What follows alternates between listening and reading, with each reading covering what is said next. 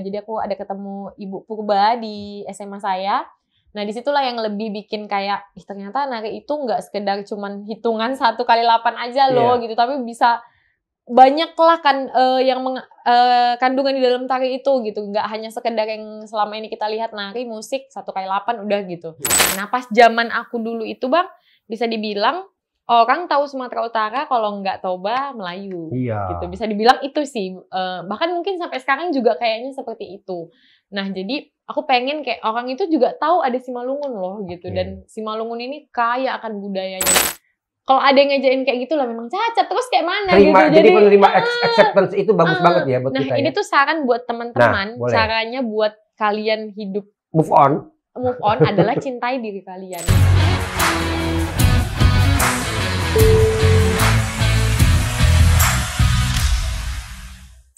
Horas Dongan Batak, ya keren banget hari ini saya kembali bersama dengan Batak Keren di episode yang spesial juga seperti episode sebelumnya, dan kali ini kita akan berbicara dengan seorang penari Indonesia khususnya dari Batak Simalungun yang mempopulerkan tarian Simalungun ini. Kita akan tanya-tanya ya apa sih sebenarnya bedanya dengan tarian-tarian yang lain, dan kenapa si bintang tamu kita ini masih bisa tetap bertahan walaupun melewati badai dan fase kehidupan yang mungkin kalau orang lain yang mengalaminya dia bisa menyerah. Namun dengan kegigihannya dia sampai hari ini bahkan dia masih mendapatkan banyak sekali penghargaan. Kita sambut bintang tamu kita. Kali ini namanya adalah Laura Tias Afionita Sinaga. Horas Itoku. Horas. Namanya panjang sekali nih. Iya. Laura Tias Afionita Sinaga. Dan saya udah search nih di YouTube, di Google, banyak sekali berita tentang kakak. Ya, gimana kabarnya hari ini, sehat? Sehat. Sehat. Katanya kemarin habis ada acara, ke Jakarta ini kenapa diundang? Kita baru aja tadi malam ada malam penganugerahan untuk para penerima Anugerah Kebudayaan Indonesia dari Kemendikbudristek. Wow, keren. Yang itu kita simpan ya. Terakhir nanti kita bahas. Saya mau tanya dulu tentang latar belakangnya dulu nih ya. Kakak tolong sebutin namanya, terus asalnya, sama Boru Sinaga ya? Iya, Boru Sinaga. Ya, boleh sekali perkenalkan ke mereka? Hai semuanya, Horas, aku Laura Tias Afionita Sinaga. Kalau lahirnya di Kota Pematang Siantar, terus usianya sekarang 27 tahun. Oke, terus emang asli dari sana, emang dari lahir, terus masa kecilnya sekolah di mana? Di Siantar juga atau ada pindah-pindah? Iya. Kalau aslinya memang lahir di Siantar, SD-nya juga di Siantar habis itu sempat pindah juga ke Batu 20. Itu di arah raya sih, arah raya lagi. Nah terus habis itu SMP aku ke Siantar lagi. Nah SMA balik lagi sekolah di raya. Nah tapi sekarang stay-nya di Siantar. Stay di Siantar. Iya. Nah kakak dari SMA itu memang taunya suka nari itu dari mana? Maksudnya dari umur berapa kakak bisa aware sadar oh ya nih gue cinta banget sama tari-tarian? Kalau sukanya nari memang udah dari kecil, jadi kira-kira umur 4,5 tahun gitu memang udah diikutkan orang tua di sanggar-sanggar di dekat rumah lah gitu. Jadi umur segitu aku udah pakai sanggul, ikut nari-nari gitu. Nah tapi kan kalau di situ kan hanya kayak namanya anak-anak ya Bang, jadi kayak kesenangan untuk menari aja gitu. Nari terus sampai SD sampai SMP. Nah mungkin kesadaran aku yang bener-bener kayaknya, tari ini kayaknya aku keren deh bisa untuk terus ditari itu di SMA. SMA gitu. Ya. Cuman dari kecil kalau ditanya pun cita-citanya apa sampai sekarang nggak pernah berubah itu. Jadi penari, guru tari. Kalau nggak penari, guru tari. Oh gitu. Nah,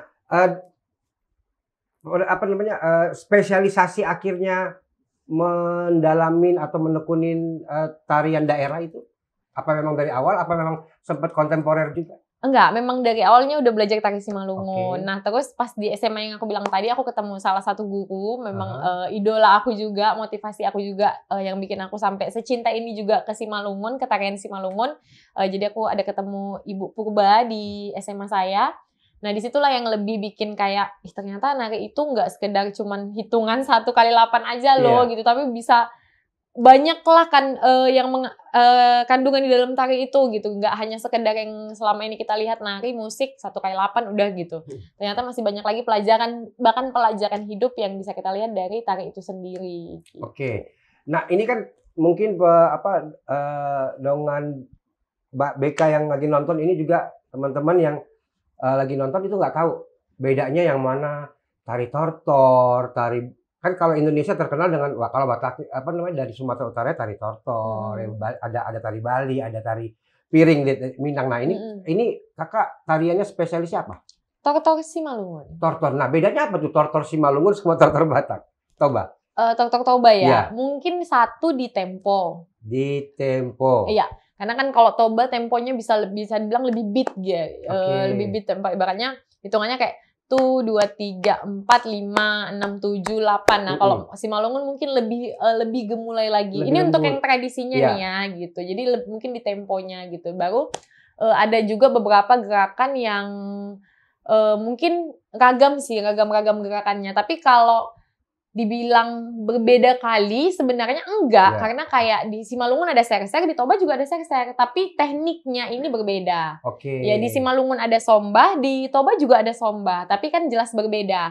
Cara peletakan tangannya, mungkin maknanya juga, fungsinya juga itu pasti berbeda. Berarti kaya sekali ya kita ya. Kaya sekali.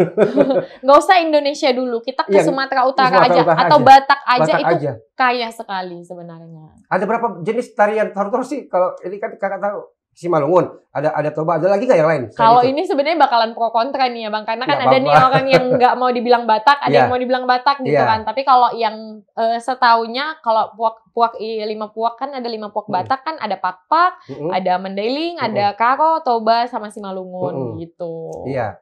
Itu masing-masing punya tortor sendiri-sendiri? Iya, beda-beda itu jenisnya. Dan itu semua beda gitu. Maksudnya kayak dari, apa ya, kalau misalnya di Simalungun bilang ondoknya, kalau Toba urdotnya gitu, itu beda gitu. Iya.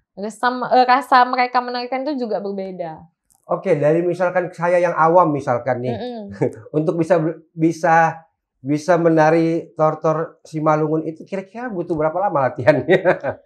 Kalau konsisten latihan, mengikuti benar-benar, maksudnya tidak bolong-bolong latihannya, saya bisa melatih, saya pribadi ya Bang, saya bisa melatih anak itu kurang lebih 2-3 bulan. Kalau dia konsisten latihan. Itu yang dari nol ya, benar-benar dari nol. Bahkan kalau saya pribadi lebih suka memang ngajari anak-anak yang tidak tahu sebelumnya. Jadi memang yang benar-benar dari nol, daripada yang udah ada dasar.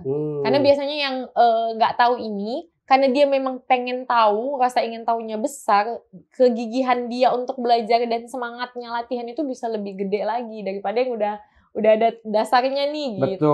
Betul. Jadi ternyata sama aja ya basicnya. Mau nari kek, mau acting kek, mau nyanyi kek, guru tuh lebih seneng yang benar-benar polos-polos aja biar gampang dibentuk seperti itu. Kadang-kadang kalau yang udah punya referensi dan punya pengetahuan sedikit, kayaknya langsung mau ngajarin gurunya gitu. Iya betul. Ini kan berarti dari SMA udah belajar nari, terus abis gitu mulai bisa atau mulai punya keinginan untuk bikin sanggar sari itu di tahun berapa? Tahun 2014 pas kuliah gitu. Nah, kenapa bisa niat buat? Karena kan yang pertama nih terinspirasi dari waktu SMA dari ibu guruku tadi. Terus aku kepengen juga bikin sanggar yang sama untuk jadi tempat penari-penari di Simalungun lah gitu. Karena aku udah lihat nih, ternyata Simalungun ini kaya loh budayanya gitu, kaya akan tariannya. Nah, pas zaman aku dulu itu Bang, bisa dibilang orang tahu Sumatera Utara kalau nggak Toba Melayu. Iya. Gitu. Bisa dibilang itu sih. Bahkan mungkin sampai sekarang juga kayaknya seperti itu. Nah, jadi aku pengen kayak orang itu juga tahu ada Simalungun loh gitu. Dan Simalungun ini kaya akan budayanya, dari tarian, musik, cagar budayanya juga gitu. Semuanya tuh indah lah gitu. Nah, dari situ aku kepikiran untuk bikin sanggar tari ini karena aku basicnya penari.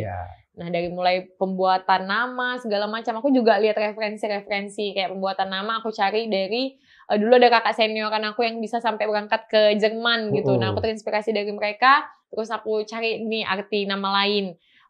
Akhirnya aku kepikiran kalau misalnya kayak kita bikin nama hiyo dancer atau bulang dancer kan udah biasa gitu, takutnya nanti ada yang sama gitu. Makanya aku berinisiatif apa ya yang bagus. Nah, makanya aku cari jadinya kayaknya Rumah Tari Simalungun ini bagus nih gitu, tapi di bahasa Inggris kan gitu. Ya mana tahu nanti bisa keluar negeri. Amin. Gitu dulu bikinnya. Awalnya memang ya namanya umur-umur segitu ya Bang, kayak pengen ini pengen itu gitu kan. Ya udah akhirnya kita buat, terjadilah nama Simalungun Home Dancer, Rumah Tari Simalungun. Sihoda disingkatnya. Sihoda. Ya. Masih ada kebatak-batakan juga kan? Jadi Iya, masih banyak ada yang ngira Hoda huda gitu. Iya, padahal itu singkatan, itu Iya. hikmat juga loh. Iya, sebenarnya aku bilang ya udah nggak apa-apa kalau dibilang kayak kuda juga, biar kita perjalanan Sihoda ini berlari seperti kuda. Cepat seperti kuda ya. Nah, gimana sih perbedaan penari sama penyanyi nih? Ya kan kalau penyanyi kan udah terbukti dan memang banyak banget lah lahannya, tanda kutip, acaranya, dan mereka sepertinya lebih menjanjikan untuk menjadi penyanyi Batak atau penyanyi daerah, ya penyanyi Indonesia gitu ya. Nah, kalau penari itu bedanya apa Kak? Ini kan sama-sama seni nih, seni tari sama seni bernyanyi. Apakah kesempatan penyanyi sama penari itu sama besarnya? Enggak sih Bang, jujurnya enggak. Apalagi mungkin karena aku di Sumut nih ya, jadi aku bahas yang di Sumut aja gitu. Ini bukan tentang kita memandangnya jadi kayak kita iri sama seniman musik ya, enggak sih sebenarnya. Tapi memang kalau di daerah ini sendiri yang aku perhatikan, seperti kalau kayak penyanyi gitu ya, benar-benar sangat dihargai di ini, kayak ngasih harga aja pun kayaknya untuk satu orang aja nggak takut gitu kan. Nah, kalau untuk penari itu bakalan masih ada lagi bahasa gini, kan narinya cuma 5 menit gitu. Kan narinya cuma 5 menit gitu. Jadi kayak penawaran harga itu kayak, kan narinya cuma 5 menit. Emang 5 menit make up-nya, kostumnya, latihannya itu nggak dipikirkan gitu. Jadi kayak seolah kayak penari ini beranggapan orang-orang itu gampang aja gitu. Nah, tapi sebenarnya itu juga bisa berlaku dari banyaknya acara-acara atau event di pemerintahan juga mencari pengisi acara bukan lagi dari kualitas, tapi dari harga yang mampu dijangkau oleh mereka. Mereka nggak sanggup, nggak tahu lah ini sanggup atau karena memang tidak ada dana atau memang ya tahu lah Bang ya. Tidak dibajetin. Iya, jadi budgetnya dikasih serendah mungkin, yang penting yang ada ya udahlah tampil aja gitu. Seperti tambahan aja, tempelan aja. Nah, jadi yang aku lihat selama ini penari seperti itu posisinya di tempatku lah gitu. Nah, jadi aku pengen tidak seperti itu gitu. Kami seniman tari ini juga untuk memproses sebuah karya, sebuah hasil itu nggak gampang, nggak segampang yang kalian pikirkan cuma 5 menit, cuma 3 menit gitu. Itu memang kalau kita bikin karya tari original ya gitu, bukan yang hanya sekedar copy paste gitu. Itu susah loh, mikirnya lagi model gerakannya, konsep masuknya gimana gitu. Iya, dan aku berharap ini juga pesan nih buat teman-teman, tolonglah hargai kami para seniman tari gitu. Jangan gimana ya, jangan sering gitu kalau mengundang seniman, ngundang penari nih, memang nggak semua ya Bang, tapi apalagi sebenarnya kalau IO yang udah gede nih, yang udah sering keluar ke Sumatera, mereka pasti sudah paham gitu, sudah paham gitu. Nah kalau kita yang di daerah ini tuh jangan deh kebiasaan, kan narinya cuma sekali, kan narinya cuma 5 menit, itu nggak bisa seperti itu gitu. Sama kayak misalnya kita kan rental mobil, emang bisa kan mobilnya dipakai cuma 1 menit, itu nggak bisa gitu. Mau 1 menit, mau 2 menit, iya betul, hitungannya 1 hari gitu. Jadi bener juga masuk akal. Tolonglah dihargai juga kami para seniman-seniman tari ini gitu. Dan kita pun seniman tari, ayo semangat, kita buat karya kita yang original, kita semakin tingkatkan, dan jangan mau kita turunin harga untuk mengejar job. Nggak apa-apa jobnya sekali setahun juga nggak apa-apa, tapi kita konsisten dengan misalnya kayak kita konsisten dengan kepunyaan kita itu, harga kita itu gitu. Aku yakin kalau kayak gitu kita tuh bisa jalan terus sanggarnya, atau jalan gitu grup dance-nya terus. Jadi kita nggak melulu ngejar harus tampil enggak. Kalau kita nggak nampil diundang, kita bikin panggung sendiri. Kenapa enggak? Apalagi gitu. sekarang sosial media bisa membantu ya. Banyak banget platform yang kita bisa mengekspresikan karya kita sendiri. Iya, betul. Vio, dari 2014 sudah mulai tuh bikin sanggar. Terus abis itu udah dapat apa aja yang sudah dihasilkan dari kecintaan kamu akan tari Simalungun ini? Mungkin kalau untuk aku pribadi, tari itu obat buatku Bang. Iya, jadi kalau orang yang lihat aku sekarang kan, jadi aku kecelakaan di 2017 ya awal. Setelah aku divonis dari dokter harus diamputasi, setiap dukun patah juga menolak aku gitu. Bener-bener nih semua tempat yang kami datangi bilangnya ini udah nggak bisa lagi untuk duduk. Bahkan ada satu tempat dikasih obat, kalau seminggu lagi nggak ada perubahan, gak usah lagi dibawa ke sini. Berarti memang udah nggak bisa sembuh gitu. Nah dari situ itu memang betul-betul total aku tidak ada berobat sama sekali. Ini bagi yang percaya dan tidak percaya ya, tapi memang aku tidak ada berobat sama sekali. Jadi bisa sampai kayak gini, bisa lepas alat bantu untuk buang air bahkan semua, bisa berdiri sekarang pakai tongkat jalan. Semua itu prosesnya adalah latihan menari. Benar-benar latihan menari. Jadi tari itu benar-benar jadi obat buatku. Kenapa bisa seperti itu? Karena ya aku benar-benar menyenangi tari tadi. Aku benar-benar menari karena keinginan hatiku. Karena itulah hobiku, karena itulah kebahagiaanku. Jadi ketika nari itu Bang bikin bahagia. Semangat jadi. Iya, bikin senang. Bikin bahagia, bikin senang. Happy lah gitu bawaannya gitu. Dan itu aku benar-benar aku dalami dari hatiku gitu. Jadi nggak karena dorongan siapa-siapa, nggak karena terpaksa, bukan juga karena tujuan menari itu biar terkenal, biar dapat uang yang banyak, enggak. Dan akhirnya tari itu sendiri kasih keajaibannya, jadi obat buat diriku sampai sekarang. Gitu. 2017 kecelakaannya ya. Itu kecelakaan mobil atau kecelakaan apa? Sedikit aja ya. Aku soalnya belum nggak tahu nih. Sebenarnya kan mungkin kalau yang udah lama-lama, aku kan sempat jarang cerita nih tentang kejadianku di tahun 2017 itu. Jadi Laura sendiri sebenarnya tahun 2016 itu sudah sempat menikah muda di usia 19, tapi tidak berjalan lama, hanya sekitar 2 bulan. Nah, aku sampai perceraian juga, ada kasus kekerasan juga, terus dan aku juga keguguran. Jadi kayak masalah itu bertubi-tubi. Nah, mungkin di saat itu sebenarnya ini disclaimer nih buat teman-teman, jangan ditiru dan mungkin bakalan ada yang pro kontra juga. Jadi aku di saat itu di posisi yang mungkin hancur dan jauh lah gitu karena hancur lah semuanya gitu kan Bang. Aku mencoba untuk mengakhiri hidupku berkali-kali dan yang paling fatalnya di kejadian itu tadi itu sempat viral beritanya. Kejadiannya di Medan. Jadi aku mencoba mengakhiri hidup dengan lompat lah gitu dari flyover gitu. Nah, ibaratnya mungkin Tuhannya bilang belum waktunya gitu. Dan seberdosamu itu pasti dosa ya Bang, di agama manapun itu salah dan dosa gitu. Dan aku sadari itu saat ini gitu. Tapi itulah baiknya Tuhan tadi. Masih dikasih kesempatan. Iya, baik banget Tuhan. Kamu aku kasih kesempatan hidup sekali lagi. Pergunakan dengan baik. Dan inilah aku saat ini. Gitu. Aduh. Sorry kalau sampai tanya ke situ ya. Aku mewakili teman-teman yang belum tahu ceritanya. Iya, sebenarnya kan dulu awalnya aku merahasiakan itu juga satu kayak masih takut. Baru gimana ya nanti takutnya nanti dikira orang aku kan tahu kan komen-komenan orang tentang orang yang mengakhiri hidup ini seperti kurang iman, kurang ini segala macam. Tapi makin kesini aku berpikir siapa tahu di luar sana ada yang mungkin sedang punya masalah juga atau banyak problem, mungkin bisa belajar dari aku. Betul. Gitu. Karena kita akhiri pun kita nih nggak diterima di dunia akhirat gitu. Yang ada malah masuk neraka nanti kita dosa ya kan. Jadi lebih baik hadapi aja masalahnya. Kuatkan mental, kuatkan ini. Karena yang punya diri kita ini diri kita sendiri, harus kita nguatin diri. Kalau lingkungan, orang tua, segala macam itu penghangat. Yang paling utama diri kita. Kita masih hidup sampai, intinya percaya aja sih Bang, kita masih hidup sampai sekarang, sampai saat ini, berarti ada sesuatu yang sudah Tuhan siapin. Gak mungkin Tuhan bawa kita sejauh ini untuk melihat kita hancur dan gagal. Betul banget. Gitu. Pencobaan-pencobaan yang kita lalui adalah pencobaan-pencobaan yang biasa. Tidak akan melebihi kekuatan kita. Dan benar banget apa yang kamu bilang tadi, bahwa ini bukan untuk ditiru, tapi justru ini untuk bisa jadi inspirasi buat kita, bahwa nggak usah menyerah, nggak boleh menyerah untuk mengakhiri hidup, itu yang paling pantang sekali.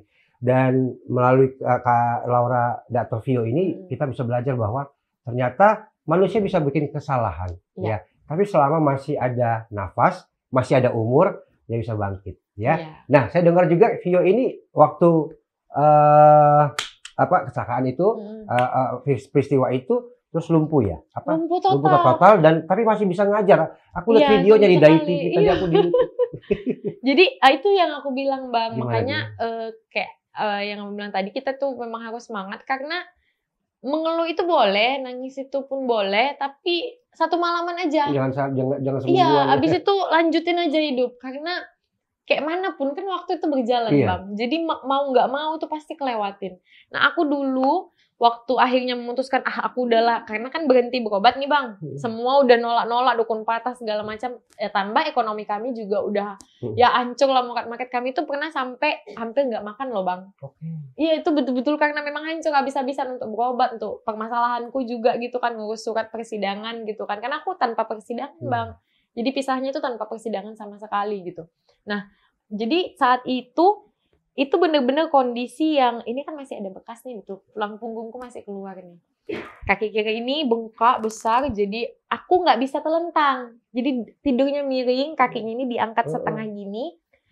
Terus aku ini nggak pakai pakaian, ini cuma pakai sarung. Dulu aku, maaf nih ya teman-teman, pakai popok, pakai kateter juga, bahkan buang air sampai dibantu minum obat segala macam gitu kan. Nah, itu di saat yang seperti itu gitu, itu udah mikir ya udah ini nggak gimana-mana gitu. Tapi akhirnya aku nekat buat ngajar nari. Jadi aku dulu ngajar nari pakai selimut, tidur di tempat tidur gini. Nah, udah nanti kalau anak-anak itu ngajar aku pegangin gini, ngajarinya tangannya gini. Ini kan masih ada, Bang. Nah, ini masih bisa nih. Nah, aku jadi aktifkan ini. Terus kalau misalnya agak susah, kakinya aku pegangin kakinya langsung gitu. Jadi kalau anak-anakku yang 2018 nonton ini, pasti mereka tahu gimana caraku ngajarin mereka dulu sambil tiduran. Itu benar-benar sambil tiduran, Bang. Ngajarin harinya. Satu inspirasi banget ya. Dan itu akhirnya dengan gini loh, kita kan ada istilah do what you love, love what you do, ya kan? Cintailah apa yang kamu lakukan dan lakukanlah apa yang kamu cintai. Dan kamu sudah membuktikan bahwa ternyata dengan melakukan apa yang dia cintai, itu justru membuat kamu jadi semangat. Dan proses dari 2017 akhirnya kamu bisa beranjak sembuh itu sampai tahun berapa? Proses sih, Bang. Ya, pelan-pelan makanya pasti ya. Aku bilang kayak semangatnya penerimaan aku nih di setelah itu nggak langsung nerima gitu. Jadi aku kayak setiap malam juga masih sering nangis, insecure gitu, Bang. Apalagi pertama-tama aku keluar pakai kursi roda gitu kan, ya masih ada lah yang nengok-nengokin gitu. Dulu aku sampai diragukan loh, ada yang bilang aku pekarya gadungan. Gimana mau melatih nari, jalan aja susah sampai gitu-gitu gitu. Nah, ada ngomong gitu? Ada, yang mana orang? Yang bilang aku. Lihat ya, kamu yang pernah lihat dia pernah menghina dia, bilang apa? Pekarya gadungan, lihat sekarang dia sudah berjalan, dia sudah bisa berdiri dengan kakinya sendiri dan udah keluar negeri. Kamu sampai mana? Lanjut, Kak. Ada, Bang. Emosi nih. Dan waktu pas dibilang itu ya memang merasa ya memang aku cacat gitu kan. Tapi jadinya sekarang aku kayak kalau ada yang ngajarin kayak gitu lah memang cacat, terus kayak mana gitu. Jadi menerima acceptance itu bagus banget ya buat kita. Nah, ini tuh saran buat teman-teman, caranya buat kalian hidup move on adalah cintai diri kalian gitu. Jadi aku mulai kayak aku keluar harus cantik, aku keluar harus modis, mau di kursi roda, mau di mana aku harus modis, aku harus cantik. Gitu. Kayak nggak terjadi apa-apa gitu. Nah, gimana caranya cantik? Harus ada duit ya kan? Duit ini harus dicari, berarti aku harus bekerja. Berarti aku harus fokus dengan sanggarku, aku harus melatih nari, harus cari uangnya, harus bisa ngurus diriku sendiri. Jadi benar-benar awal mulanya adalah cintai diri kalian. Kalau kita udah sesayang itu sama diri kita, secinta itu sama diri kita, pasti kita akan survive, Bang, akan melakukan yang terbaik buat kita gitu. Love yourself. Iya. Nah, ini sudah kita dilewatin semua cerita ke belakang. Nah, sekarang cerita bangkitnya nih ya. Bangkitnya seorang Vio setelah Vio mencintai diri sendiri, terus menerima. Oh ya udah, memang mau orang bilang cacat dan segala macam, memang gue memang kayak gitu. Saat ini lagi begitu gitu. Tapi ternyata ada proses dari mulai kursi roda, ya terus ngajarin nari sambil tidur, sambil duduk, pipis aja atau ke toilet aja harus dibantuin, masih pakai popok. Sekarang kakakku lihat kakak sudah kayak nggak ada yang tahu kalau tongkatnya digeser. Saya nggak tahu kalau kakak ini ternyata pernah ngelawatin. Itu gimana itu? Kalau pas duduk itu aku dulu kan di kamar tempat tidur itu ada jendela. Jadi aku latihannya di situ, latihan berdiri, Bang. Jadi kakinya ini dulu sampai gini-gini lah, agak goyang-goyang. Nah, tapi kalau pertama kali aku diri itu waktu latihan nari. Jadi pas lagi latihan nari agak-agak emosi gitu, Bang. Maksudnya kayak kok nggak nyampe-nyampe yang aku bilangin sama anak-anakku ini gitu kan. Gitu ya? Iya kayak sekali gitu. Jadi mungkin emosi kayak gini loh gitu, tapi aku sambil berdiri mempraktekannya gitu. Nah, habis itu duduk lagi. Nah, baru dari situ mulai belajar lagi pakai kursi roda terus itu kursi roda sebenarnya setelah pas kursi roda ini di tahun aku agak lupa sih Bang 2020 apa 2020 kayaknya. Aku udah bisa jalan sebenarnya tapi dulu aku malu Bang. Nah, ini yang aku bilang ya masih proses. Aku masih insecure kalau orang lihat aku jalan pakai tongkat. Apa kata orang? Iya, jadi aku dulu itu harus selalu bawa asisten. Jadi aku pegangan kayak gini sama asistenku. Nah, setiap jalan tuh pasti aku bilang, "Dek, coba tengok Dek di belakang kakak. Nampak nggak kakak jalannya kakinya aneh gitu." Masih kayak gitu. Itu masih gitu Bang, masih gitu. Gitu makanya asal kemana-mana aku harus dikawani. Asal kemana-mana aku harus dikawani. Dulu nggak bisa naik kereta juga kan gitu. Nah, kalau lepas alat bantu, kateter apa segala macam itu di 2021. Aku kan mau ke Turki nih Bang. Mau ke luar negeri. Terus aku berpikir gini, kalau aku bawa popok nih ya kan ke luar negeri bisa 2 koper nih bawaanku. Karena kan gantinya tuh 1 hari aja harus 4 kali, 5 kali gitu kan Bang. 2 koper bawaanku belum bajuku gitu kan. Enggak, aku harus nekat. Harus bisa nih, harus bisa. Jadi aku nekat buka nggak pakai itu lagi dan ini maaf nih ya, hampir 3 hari, seminggu aku masih maaf ya Bang masih ada ngompol gitu sesekali gitu. Latihan nah tapi habis itu 2 hari kayaknya sebelum berangkat aku bener-bener pulih kayak mana kita normalnya. Keren. Itu beneran gak ada obat ya Bang, bener-bener ya memang karena aku nekat aja, maksudnya kayak aku harus bisa ini, bener-bener harus bisa kayak mana aku mau bawa itu nanti di sana gitu. Nah, kita sekarang bicara tentang prestasi ya kan. Berarti si Malungun Home Dancer ini udah berdiri dari 2014. Udah banyak muridnya. Udah banyak. Berapa? Oh banyak. Kalau yang sekarang aktif sekitar 70-an. 70-an. Itu yang aktif ya. Kalau yang alumni dari ada lagi lah ya. Bang. Nah, itu yang membuat kamu sampai ke luar negeri, ke Turki kalau nggak salah ya. Nah, itu ada event apa atau penghargaan apa itu? Kalau yang ke luar negeri itu, jadi dulu ada salah satu tokoh tari namanya Kak Rosmala Sari Dewi. Aku kan fans nih sama kakak itu. Nah, jadi ternyata kakak itu pas masa COVID bikin challenge. Siapa aja yang punya tari yang unik lah gitu di daerahnya, bikin videonya. Kalau misalnya kakak itu tertarik, nanti dia datangin nih ke daerah. Nah, ternyata kakak itu tertarik sama tarian Simalungun yang kami kasih tunjuk, Dr. Sombah gitu. Jadi beliau datang dengan timnya ke Siantar. Kamu ngefans sama beliau nih? Iya, tapi mereka tuh biaya sendiri ya Bang, bukan kami yang biayain gitu. Sebenarnya saya udah jantungan nih Bang, karena kan ada beberapa sanggar yang terpilih. Nah kayaknya nih sanggar saya aja nih yang terlalu sederhana. Maksudnya kayak sanggar yang lain itu acaranya disambut pemerintah dan segala macam.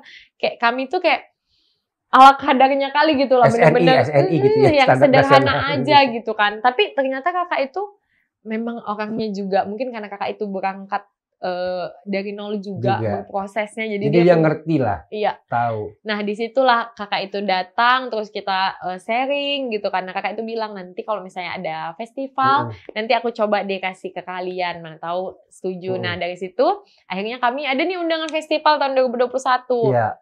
Nah, kami ambil tapi cari dana sendiri Bang. Akhirnya nekat cari dana, kami ngamen, kami cari donatur, apa segala macam dan bisa kekumpul. Terus berangkat pertama kali. Itu ke Turki itu ya? Turki tahun 2021. Itu berapa orang yang berangkat? 7 orang. 7 orang, termasuk kamu berarti ya? Iya.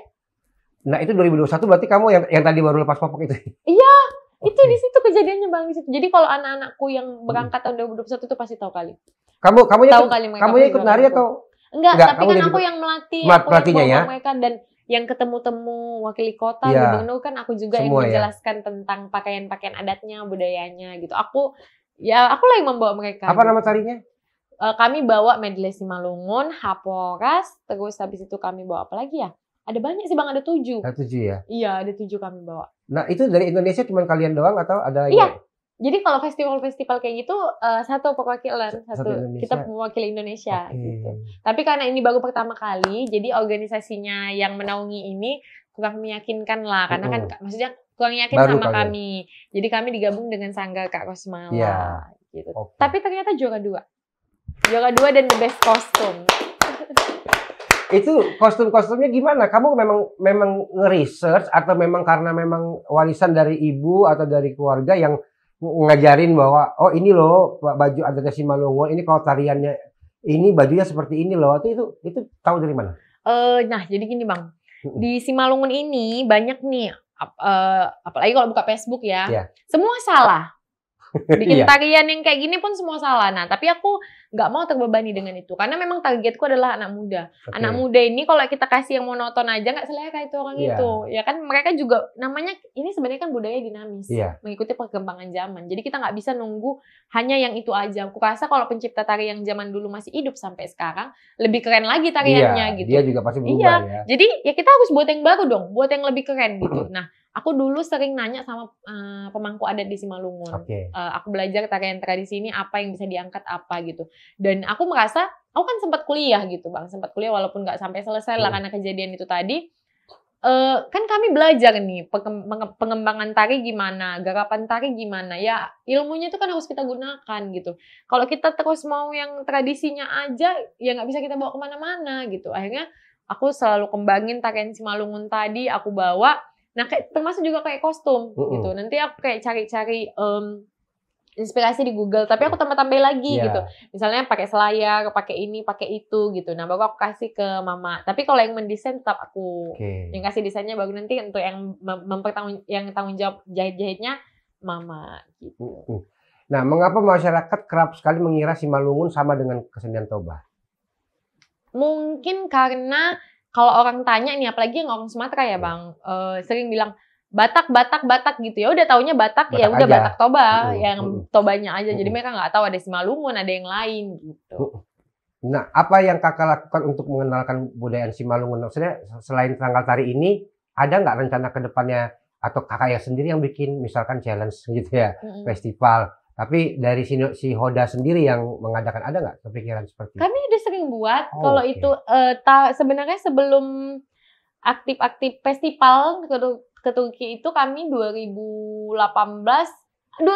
aku bikin pagelaran di USI. Di USI, oke. Ya, baru habis itu 2018 kami juga ada bikin pagelaran di Nomensen, pagelaran tari Simalungun. Nah, setelah itu kami sering bertahap per tahun bikin namanya RMS, Rap Manortor Simalungun, pagelaran budaya tapi tentang tari kayak di Bukit Indah Simarija Kunjung, terus ada juga temanya lomba tari Simalungun. Nah, sekarang kami temanya itu kayak anak-anak itu nanti ujian gitu Bang. Ujiannya kami bikin sekali 2 atau 3 bulan. Nah, mereka itu akan nampil di depan museum.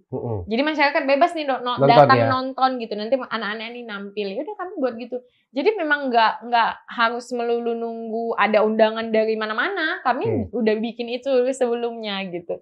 Ya, semoga nanti bisa yang lebih, namanya kita minim budget ya Bang. Karena aku pun kayak bikin yang pagelaran di depan museum itu juga pakai dana kami anak-anak dari uang kas apa gitu. Karena kan sanggaku kan gratis, kami cuman paling kumpul uang kas aja atau kayak mau ada event kami kumpul dana gitu. Oke. Nah, kita sampai ke yang tadi pertama kali kamu ceritakan tentang hari ini kemarin kamu ada di Jakarta menerima penghargaan apa dan apa aja penghargaan yang sudah kamu terima setelah kamu mungkin divonis sakit gitu, tapi kamu tetap terus berkarya, itu ada nggak penghargaan yang kamu terima karena itu? Ada kemarin aku nerima penghargaan dari IFG BUMN juga sebagai kategori disabilitas ke Jakarta juga kemarin. Nah, setelah itu kita ada itu tahun 2022 akhir. 2022. Nah, tahun 2023 ada juga dari DAITP kategorinya disabilitas juga. Gitu. Terus habis itu yang terakhir ini baru aja dari Kementerian Pendidikan dan Kebudayaan, kategori pelopor dan pembaharu. Apa itu? Pelopor dan pembaharu kenapa? Itu seperti kayak kita pekarya, pegiat budaya yang memulai mencari, kayak aku kan seniman disabilitas nih Bang, yang memajukan kebudayaan. Nah, jadi sesuatu hal yang baru gitu. Belum ada sebelumnya. Iya, gitu.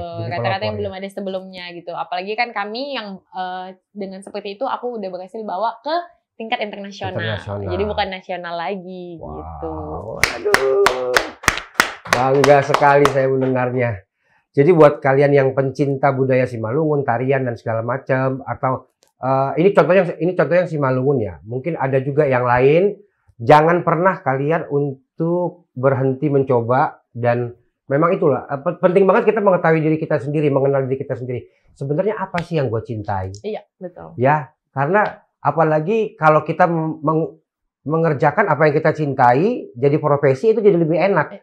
Apalagi kalau kita dibayar gara-gara itu, kita profesional karena itu. Jadi kita kayak ngerasa kerja itu bukan satu beban buat kita karena memang itu adalah satu hal yang kita cintai. Nah, kita belajar banyak banget dari Kak Laura Vio Sinaga ya, Sinaga. yang hari ini sudah menceritakan jelas, bahkan tadi dia membuka sedikit tentang masa lalunya. Ya, semua orang punya masa lalu, tapi lihat sekarang, ya waktu terus berlalu dan akhirnya dia bisa bangkit dan bisa jadi kemarin dapat dari Menteri Pendidikan dan Kebudayaan pelopor dan pembaharu. Jadi Tuhan masih punya kesempatan buat kita. Selama masih ada napas, kalian jangan berhenti, ya.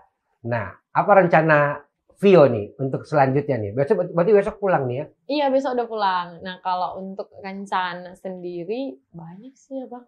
Keinginan juga masih banyak, yang pasti untuk Simalungun lah gitu. Dan mungkin untuk rencananya target tahun ini tuh pengen adain event internasional di Simalungun, tapi memang khusus untuk tari ya. Semoga bisa berjalan. Amin. Kita upayakan lah segala bentuk kegiatan-kegiatan yang bisa memajukan, khususnya kayak aku memang seniman tari, jadi aku memang fokusnya di tari Simalungun gitu. Nah, tari Simalungun itu berarti ada berapa banyak kalau boleh tahu yang kamu pernah tampilkan? Kalau itu banyak Bang. Banyak ya? Iya.